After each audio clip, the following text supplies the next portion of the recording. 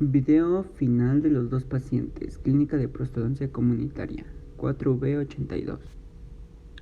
Primer paciente. Prótesis total. Se presenta a la clínica el paciente Molina Rosete Daniel, de edad de 25 años, sexo masculino, escolaridad de estudiante del octavo semestre de licenciatura en odontología. El motivo de la consulta es una consulta general de evolución desde hace 6 meses y se presenta asintomático. Antecedentes heredofamiliares. Su abuelo paterno falleció a la edad de 73 años por complicaciones de diabetes mellitus tipo 2. Refiere haber sido diagnosticado y tratado por facultativo con metformina de 500 miligramos. Tomaba una tableta después de cada alimento. Su abuela paterna padece hipertensión arterial.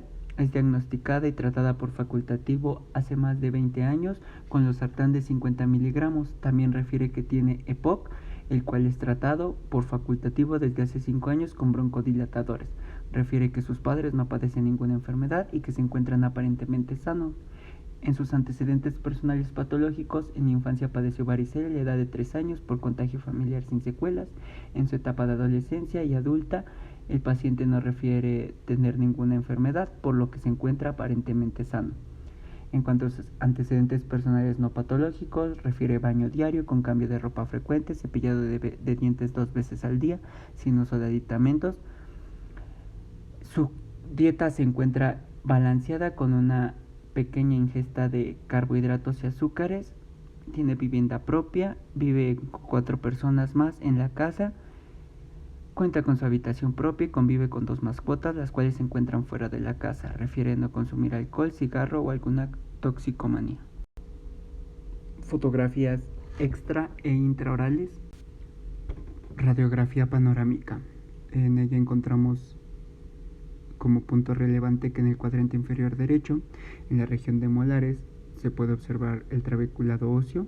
Existe ausencia del primer molar inferior derecho, una migración con mesialización de los órganos dentarios 47 y 48 provocados por la ausencia del órgano dentario 46, creando un diastema en esta zona. Tanto en el segundo y tercer molar inferior derecho presentan sus crestas alveolares achatadas.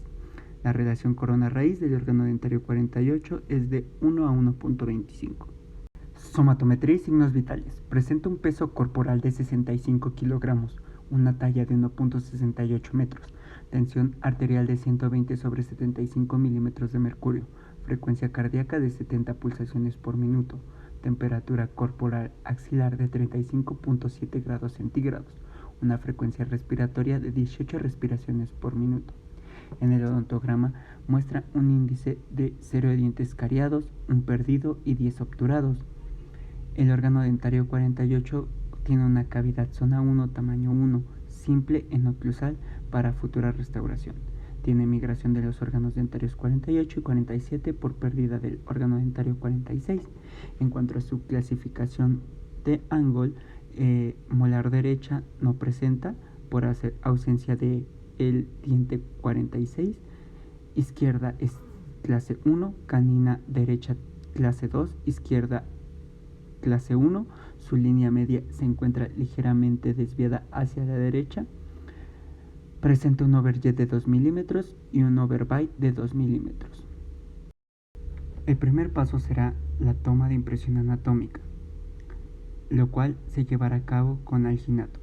Es importante seguir estrictamente las instrucciones del fabricante para establecer las proporciones de agua y polvo, el tiempo de mezcla y manipulación del material. Recordemos indicaciones de que nuestro paciente debe estar sentado en una posición ligeramente inclinada hacia atrás que permite trabajar al operador cómodamente. Utilizaremos portaimpresiones que seleccionaremos de acuerdo al tamaño de las arcadas del paciente, tomando en cuenta anchura, altura y extensión distal. Utilizaremos portaimpresiones tipo Rimlock para facilitar nuestra impresión anatómica. Una vez realizada la mezcla de nuestro alginato, procederemos a tomar la impresión inferior y seguidamente la impresión superior. Para el vaciado de las impresiones utilizaremos yeso tipo 3, realizando un zócalo de aproximadamente 2 milímetros con ayuda de papel foamy. Recordemos que debemos tomar 2 juegos de impresiones para elaborar unos modelos que servirán como el diagnóstico inicial de nuestro paciente y un segundo juego que simulará las extracciones múltiples para la elaboración de la prostodoncia total. Procederemos a tomar la medida del arco facial para transportarla hacia el articulador y poder montar nuestros dos juegos de modelos, recordando que a uno le desgastaremos las coronas simulando así nuestro modelo desdentado. Proseguiremos con la elaboración de nuestros portaimpresiones individuales. Para ello realizaremos una marcación con color azul que será el límite de nuestro acrílico, con una línea continua alrededor del sellado periférico, y 2 milímetros por arriba de la primera línea se marcará otra con color rojo que indicará el límite de cera que servirá como espaciador. Se dibujarán rectángulos a nivel de caninos y a nivel de primeros molares que marcarán la ubicación de los topes de tejido. Adaptaremos una hoja de cerato de estación sobre los modelos, recortando el contorno sobre la línea roja de los modelos maxilar y mandibular. Sobre los rebordes alveolares se recortará la cera que representa los topes de tejido de las cucharillas. Realizaremos la colocación de una capa de separador yeso acrílico con ayuda de un pincel sobre el yeso, que va a entrar en contacto con el acrílico. Esperaremos su secado y colocaremos una segunda capa. El acrílico deberá ser medido con un godete en proporción de 3 partes de polvo por 1 de líquido en el frasco de vidrio mezclador, e incorporaremos adecuadamente. Prepararemos una loseta húmeda y colocaremos 4 rectángulos de cera del mismo tamaño y grosor en los extremos de la loseta para la parte superior. Una vez que el acrílico se pueda manipular sin que se adhieran las manos, se toman 4 porciones pequeñas de acrílico para obturar los rectángulos de los topes de tejido. El demás acrílico se colocará sobre la loseta húmeda y con la otra loseta perfectamente más gruesa y también húmeda se presionará la porción de acrílico hasta que los rectángulos de cera impidan la mayor presión, logrando así un espesor uniforme en la lámina de acrílico. Estas láminas se adaptarán cuidadosamente y aprovecharemos el sellado periférico del modelo, presionando con los dedos para así empezar con el recorte de excedentes de acrílico antes de que la polimerización del acrílico termine. Se realiza la preparación de una pequeña mezcla de acrílico para confeccionar los mangos de la cucharilla con una orientación de 45 grados en las zonas que corresponden al reborde anterior. Y en el caso del portaimpresión inferior, se colocarán 2 rodillos del mismo acrílico sobre los rebordes alveolares posteriores para tener un mejor apoyo durante la toma de impresión. Cuando el acrílico ha polimerizado, se retiran las cucharillas de los modelos y se revisan cuidadosamente por la parte interna para continuar con su recortado y pulido con la ayuda de fresones, de carburo en forma de flama, piedra rosa y utilización de manta y blanco de España. Para la rectificación de bordes, procederemos a conocer zonas en el interior de la cucharilla superior e inferior.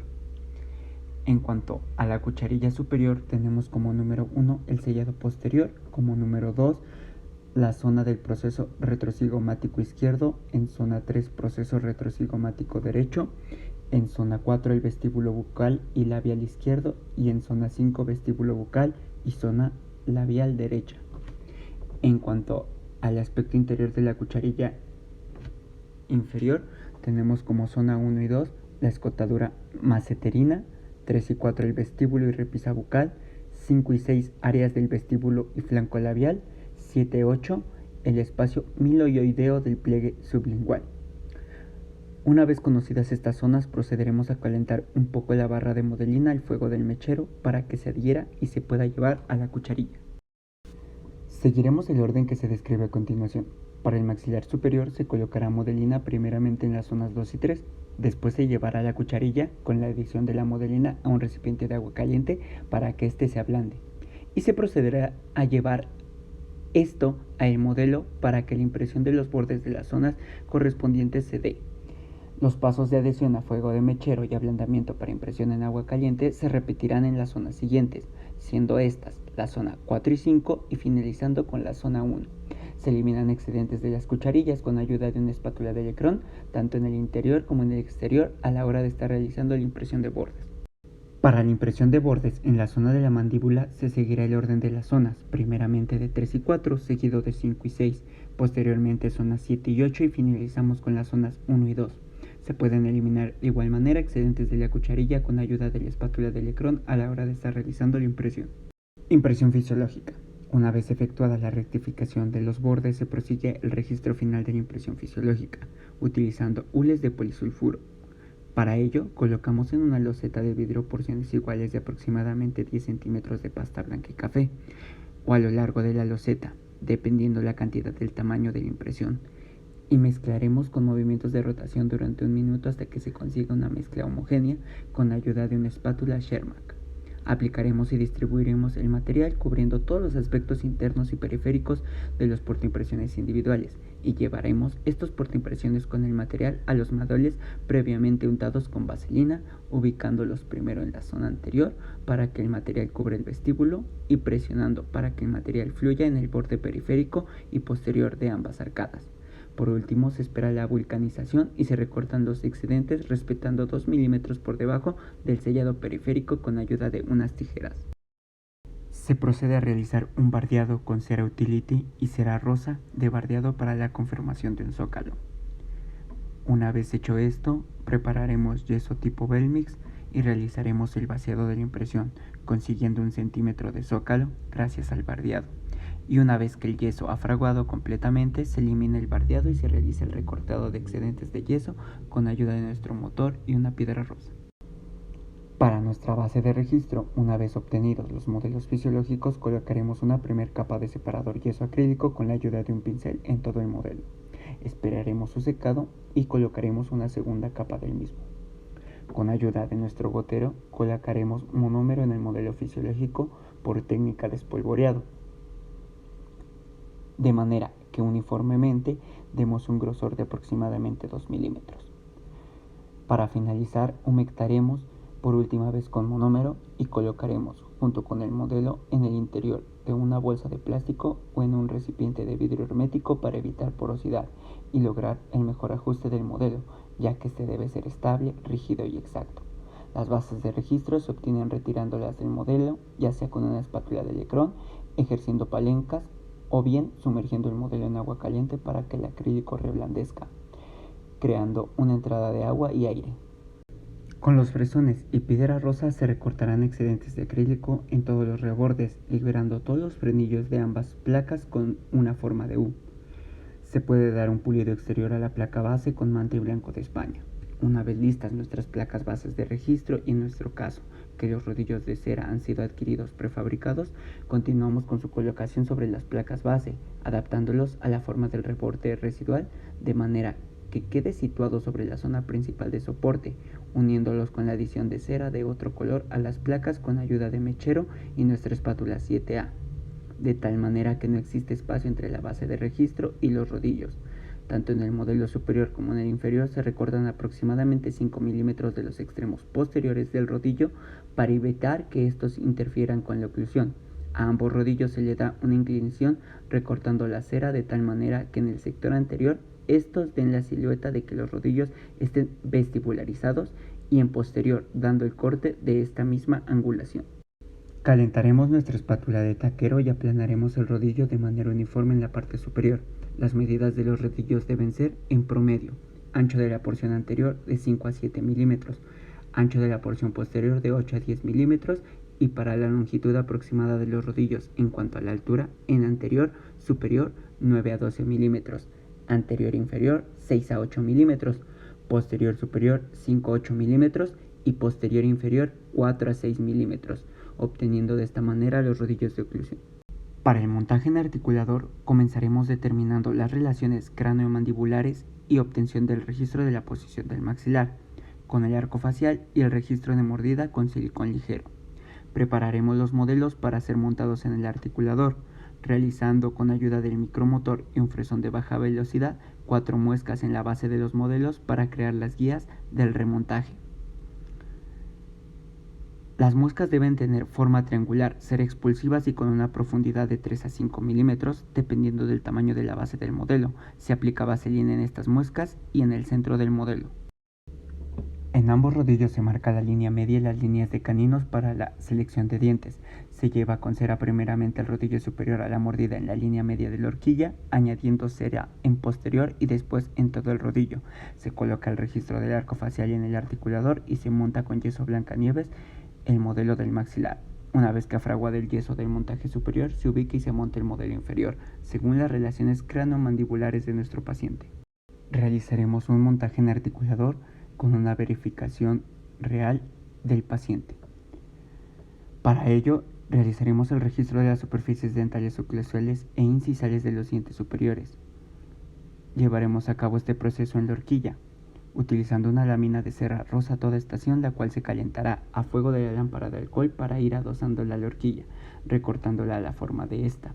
Una vez teniendo lista la horquilla con la cera, es llevada a la boca del paciente de forma que la cera sea maleable con el calor del mechero y se le pide a este que presione con fuerza con ambos dedos pulgares en la cara inferior de la horquilla para que se marque el registro oclusal de mordida en la cera. Colocaremos el arco facial. Para ello, volveremos a colocar la horquilla en la boca y haremos que el paciente la sujete de nuevo, haciendo presión con el registro en la arcada superior de la boca con ayuda de sus dedos pulgares. Debemos deslizar la mordaza de las nueces sobre la barra de la horquilla, asegurándonos de que ésta quede por encima de la barra. Pedimos al paciente que aguante ambos brazos del arco facial y guiamos las olivas dentro del miato auditivo externo de ambas orejas. Apretamos los 3 tornillos en la parte superior del arco facial, colocando la referencia del nasion sobre la barra transversal del arco facial. Apretamos las nueces del arco, verificando que el registro en cera coincida con la fijación del arco facial al colocarlo, sin que existan espacios entre el registro y los dientes, existiendo un máximo contacto entre ambos. Por último, aflojamos solo el tornillo superior a un cuarto de vuelta y retiramos la referencia de plástico para el nasion. A medida que el paciente abra lentamente la boca, retiramos con cuidado todo el conjunto. Prepararemos el articulador para colocar el modelo superior y verificar que nuestros modelos de estudio en realidad coincidan en su articulado con la toma del arco facial. Para ello, situamos con cuidado el modelo sobre el registro de la horquilla y bajamos la estructura superior hasta que toque la barra transversal del arco facial y coincida con la platina del modelo superior antes montado. Si el registro oclusal con la nueva medida del arco facial coincide con el montaje de nuestro modelo de diagnóstico con un máximo contacto entre ambos, como fue en nuestro caso, el articulado fue exitoso. Obtenemos la regla de los 3 tercios verticales del rostro de nuestro paciente, la cual la vertical verdadera, que es perpendicular al piso, va a dividir a la cara en 3 tercios faciales verticales iguales: superior de tricho en la glabela, medio de glabela subnasal, inferior de subnasal a mentón de tejidos blandos. Para la toma de la dimensión vertical utilizamos la técnica de los promedios. Para ello marcamos un punto en la piel ubicado en la espina nasal anterior de la nariz y otro en la porción más prominente del mentón. Pediremos al paciente que abra y cierre la boca varias veces para conseguir la fatiga muscular de la articulación. Tomaremos la medida de la unión de esos 2 puntos marcados con ayuda de un vernier y asimismo le pediremos a más personas que tomen la misma medida para promediar la toma de varias medidas y llegar a un número promedio con diferentes perspectivas. Es suficiente con hacerlo 7 veces para determinar la dimensión vertical del paciente. Esta medida nos servirá para llevar los rodillos a la boca del paciente, con un promedio final de 6.7 centímetros. Se recortarán 2 triángulos en los rodillos, en la zona posterior a la línea de caninos, en la zona de premolares, la base del triángulo en inferior y el vértice en superior. Después se colocará vaselina en superior y una bolita de modelina en todo el triángulo para el registro de la relación céntrica. Para la prueba de dientes y festoneado, elaboraremos un nicho eliminando la cera para dar lugar al diente que se va a colocar. Los primeros dientes que se articulan son los centrales superiores, que deberán tocar el plano de oclusión y cuyos cuellos habrán de estar ligeramente distalizados. Los dientes laterales superiores deberán estar separados del plano de oclusión de 0.51 milímetros y su cuello estará distalizado. La cúspide de los caninos superiores deberá tocar el plano de oclusión y su cuello estará ligeramente distalizado. En una vista lateral, su eje longitudinal será casi paralelo a la cara vestibular del rodillo de oclusión. A continuación se articulan los dientes anteroinferiores, empezando por los centrales, los cuales se colocan siguiendo los traslapes verticales y horizontal, que deberán medir en promedio 1.5 milímetros por 1.5 milímetros respectivamente. De esta manera los dientes anteriores no tendrán contacto y se estará formando la guía anterior. Los dientes laterales inferiores deberán articularse con los cuellos ligeramente distalizados, cuidando que los bordes incisales toquen en la misma línea imaginaria que tocan los centrales. Los caninos inferiores se articulan con el cuello ligeramente distalizado, en tanto que las cúspides, en contacto con la línea imaginaria, tocan los bordes incisal de los dientes centrales y laterales. En el rodillo inferior se marcan las líneas de referencia para articular adecuadamente los dientes superoposteriores y se coloca una regla flexible en la cúspide del canino siguiendo el centro del proceso mandibular, independientemente de la orientación vestibulolingual del rodillo, mientras que el otro extremo de la regla se ubica al final del modelo por atrás de la papila piriforme. Por último, sobre el rodillo, con una espátula de Leckrone, se marca una línea en ambos lados de la mandíbula. Con un mango y hoja de bisturí se corta la mitad vestibular del rodillo inferior, cuidando de que el corte sea lo más nítido posible para que la línea que representa el centro del proceso sea continua, ya que esta referencia es la línea donde estarán articuladas las cúspides palatinas, o sea, las cúspides de trabajo de los dientes posterosuperiores.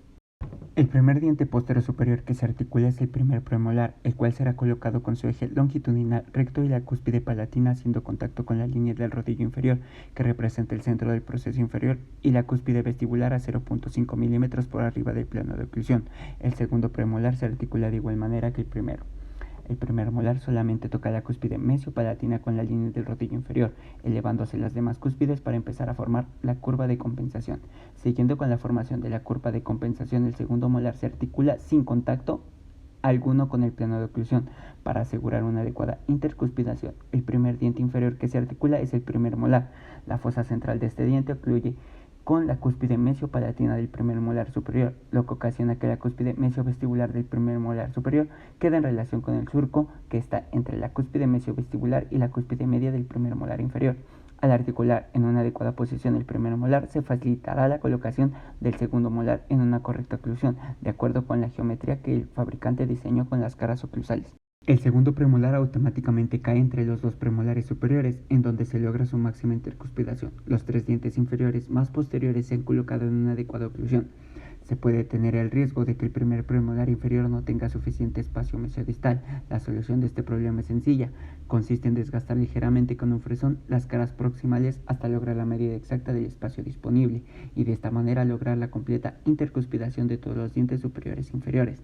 Después de haber articulado un lado, se lleva a cabo el mismo procedimiento y secuencia en el lado contrario a fin de articular todos los dientes y cuidando la existencia de los contactos dentarios en un movimiento de lateralidad. Las dentaduras se llenan con cera rosa en su periferia y se festonean. Para realizar el festoneado es necesario recordar que las encías se dividen en tres partes: encía libre, encía insertada y mucosa alveolar. Se encera sobradamente cuidando de llenar hasta los puntos de contacto. Se corta el excedente de cera con los cuellos de los dientes colocando la espátula de Leckrone o hoja de bisturí con un movimiento curvo a 45 grados y a 1.5 milímetros de distancia de la línea de terminación incisal y oclusal. En la parte lingual y o palatina se festonea colocando la espátula u hoja de forma horizontal a 1 milímetro de distancia de la línea de terminación oclusal. Es importante recordar que el contorno de las encías es irregular, por tanto la altura y la forma de las papilas interdentales son distintas en cada diente. Después se traza una V invertida en las raíces correspondientes a cada diente. En los multirradiculares van de acuerdo a su número por vestibular y por debajo de la V invertida se tallan surcos, simulando la parte de la mucosa. Ya que están bien marcadas con el flamero de la lámpara de alcohol, se pasa fuego a todo el tallado para que quede uniforme y brilloso y alisas con una media. En la encía marginal se marca un puntilleo, dando golpes a la cera con un cepillo de cerdas duras. El proceso de terminado y ajuste oclusal se da en la existencia de contactos dentarios posteriores en un movimiento de lateralidad en el lado de trabajo y existencia de contactos dentarios en un movimiento de lateralidad en el lado de balance. Mediante la colocación del papel para articular en la parte superior se detectan los puntos de contacto en relación céntrica. En la parte mandibular se localizan los contactos, identificando marcas borrosas como puntos de contacto incompletos. Con una fresa en forma de balón se desgastan las fosas, no las cúspides, de los puntos prematuros de contacto. Para el pulido utilizaremos pasta pulidora Polyshine y una manta de montor de baja velocidad, así como puntas de hule. Con un cepillo Robinson eliminaremos los restos de pasta que quedan en las superficies interproximales de la dentadura y procedemos al lavado de la antedentadura con agua caliente, jabón y cepillo. A continuación mostraremos un video del acrilizado o proceso de la dentadura. Las paredes internas de la mufla se lubrican con vaselina, mufla contra mufla y las tapas. Se mezclará yeso Blancanieves y se colocará en el fondo de la mufla. Posteriormente se colocarán los modelos y se retirarán los excedentes de yeso. Una vez fraguado el yeso, colocaremos un separador, colocaremos la contramufla y vaciaremos nuevamente yeso hasta tapar las claras oclusales incisales de nuestros dientes para poder taparla y así llevarla al prensado. Desencerado. Las muflas se abren y se separan después de haber sido sumergidas durante 6 minutos en agua hirviendo para realizar el desencerado de la dentadura. Las placas bases de acrílico se desecharán. Realizaremos retenciones en cada uno de los dientes con ayuda de una fresa para pisar baja de bola de carburo y después colocaremos 2 capas de separador yeso acrílico. Se elaborará la mezcla de acrílico termocurable y una vez que el acrílico esté en su etapa de trabajo se empaquetará en pequeñas porciones y se presionará con los dedos. Una vez que los partes de la mufla se han unido y han escapado los excedentes del acrílico, después del prensado se abrirá para recortar el acrílico de sus excedentes. Se realizará nuevamente un prensado y se sumergirá la prensa en un recipiente con agua hirviendo 1.5 horas a 34 grados centígrados y después 30 minutos a 100 grados centígrados. Procederemos al salvado de nuestra prótesis con ayuda de un martillo golpeando en la parte del yeso y quitaremos todos los excedentes de yeso que se adhieran a nuestra prótesis con ayuda de unas pinzas de cangrejo, motor, fresas y continuaremos con el recortado y pulido para la entrega de nuestra prótesis. Para nuestro segundo paciente realizaremos una prótesis inmediata. Lo primero que haremos será colocar cera en los espacios del tipodonto para simular extracciones múltiples. El segundo paciente tiene terceros molares en los 4 cuadrantes y faltarán órganos dentarios en superior 16, 15, 14, 11, 21, 22, 23, 25, 26 y 27 y en inferior 46, 45, 44, 41, 31, 32, 34, 36 y 37. Se tomarán impresiones con alginato y se obtendrán los negativos del segundo paciente. Se realizará un vaciado de impresiones con yeso tipo 4. Prepararemos los modelos para ser montados en el articulador, igual realizando muescas con el micromotor con un fresón de baja velocidad para que estos puedan adherirse a nuestras platinas. Utilizaremos las relaciones cráneo-mandibulares y obtención del registro de la posición del maxilar con el arco facial y el registro de mordida con cera de nuestro primer paciente y ubicaremos primeramente el modelo superior y lo montaremos a las platinas con ayuda de nuestro yeso Blancanieves. Una vez que ha fraguado el yeso del montaje superior, se ubica y se monta el modelo inferior según las relaciones cráneo-mandibulares de nuestro paciente. Se colocará una primera capa de separador yeso acrílico con ayuda de un hisopo en todo el modelo, esperaremos su secado y se colocará una segunda capa del mismo. Elaboraremos las placas bases con técnica de laminado, recortaremos excedentes, liberaremos frenillos, puliremos y daremos la forma de nuestros dientes para que no interfieran en las que tenemos como órganos dentarios de nuestros modelos. Una vez elaboradas nuestras placas bases, podemos hacer la orientación de rodillo de acuerdo a las medidas que se establecieron para el primer paciente.